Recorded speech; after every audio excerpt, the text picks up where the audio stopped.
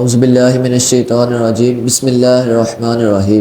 وَلِلَّهِ عَلَى النَّاسِ حِجُّ الْبَيْتِ مَنِ اسْتَطَاعَ إِلَيْهِ سَبِيلًا۔ اللہ تعالیٰ کی خاطر لوگوں پر اس گھر کا حج کرنا فرض ہے جو وہاں تک جانے پر قادر ہو۔ حضرت علی المرتضیٰ شیر خدا کرم اللہ وجہہ الکریم فرماتے ہیں کہ جب یہ آیت مبارکہ نازل ہوئی تو صحابہ کرام نے نبی پاک صلی اللہ تعالیٰ علیہ وآلہ وسلم کی بارگاہ میں عرض کی،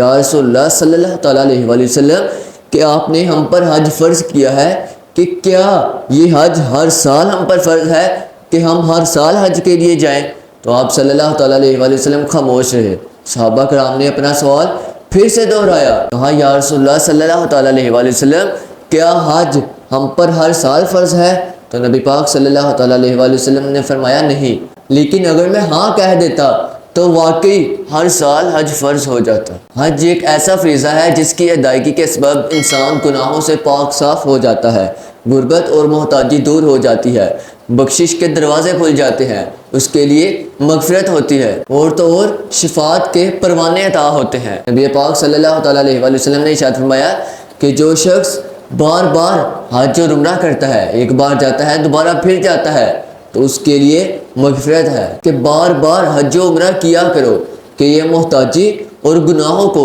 ایسے صاف کرتی ہے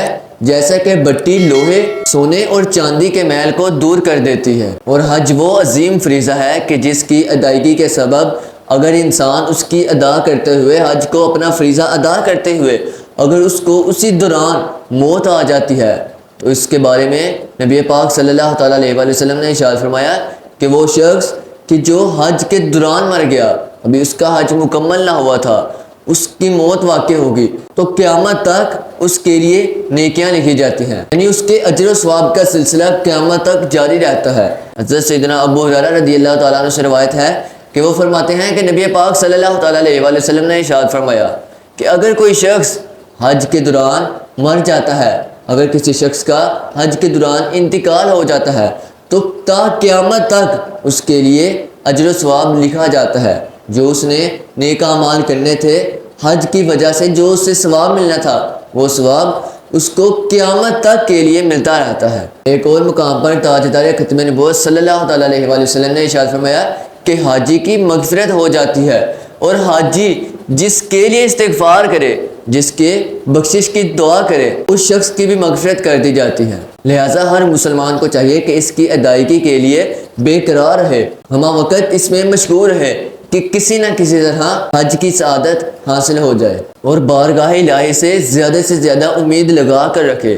اگر ہمارا جذبہ لگن اگر صادق ہوا تو ہم بھی ضرور ایک نہ ایک دن اس در کی چوکھٹ کو ضرور چومیں گے۔